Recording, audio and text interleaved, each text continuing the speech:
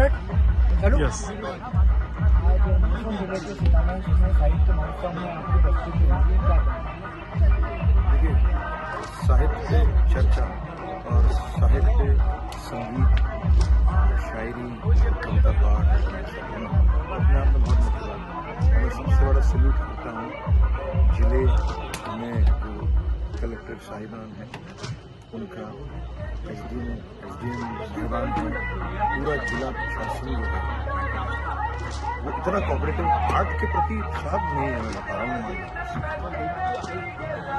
इतना अच्छा लगा। जबकि मंदसौर का जो नाम है वो दूसरे व्यवसाय से भी है, खदानों से भी है, अलग तरह से, साहित्य से नहीं।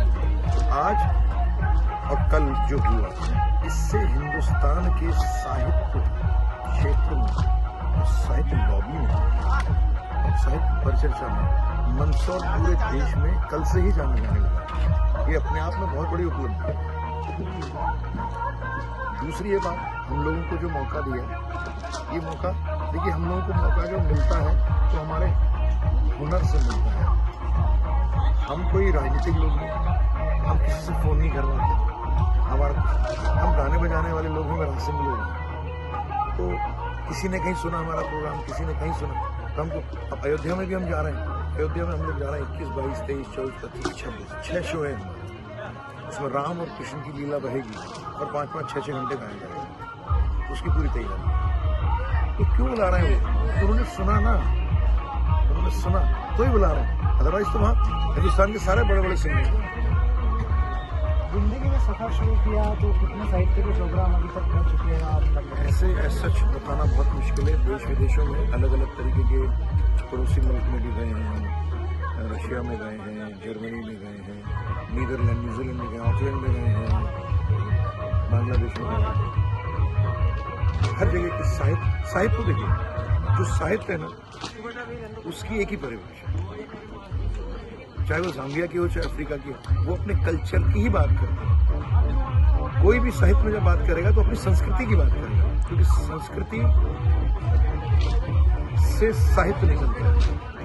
हमारे यहाँ की तो सांस्कृतिक धरोहर जो है ना, विश्व की सर्वोच्च और सबसे श्रेष्ठ संस्कृति है। हमारे पास इतना इतिहास है कि परिचर्चाओं में हम जाते हैं, बड़े बड़े फेस्टिवल में, उसमें उर्दू अदब से भी और हिंदी अदब से भी ऐसे नामचीन लोग आते हैं साहब।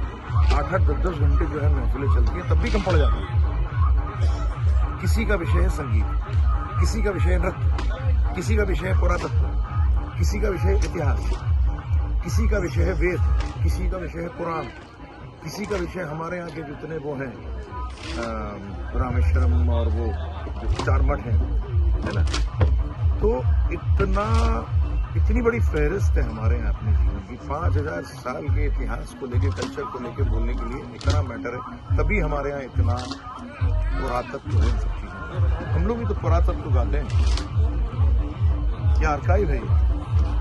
पीढ़ी में अभी मतलब ये धुन सुन रहे हैं, ये धुन रच बज रही है। तो मैं छोटा सा फर्क बताऊं, इंटेलेक्ट, चाहे वो मुशायरा हो, चाहे कवि सम्मेलन हो, चाहे साहित्य गोष्ठी हो, चाहे गाना बजाना हो, जब भी कोई अच्छी चीज होती है तो आपका सिर हिलता है, पैर नहीं हिलता। तो जब संगीत में बहुत ज्यादा रिदम बजाता है तो हमारे मन और जहन से उतर के पैरों में आता है। हम लोग थोड़ा उससे दूरी बना के ठेठ चीजों को गाते हैं, फिर दर्शक को जो पसंद होता है। लोग सिंगिंग देखते हैं और भी एंकरिंग देखते हैं और भी बहुत सारी चीज़ें देखते हैं, लेकिन साहित्य को बहुत कम लोग जानते हैं। तो साहित्य से रुचि रखने वालों के लिए ऐसा क्या होगा कि देखिए, ये पहल होना चाहिए।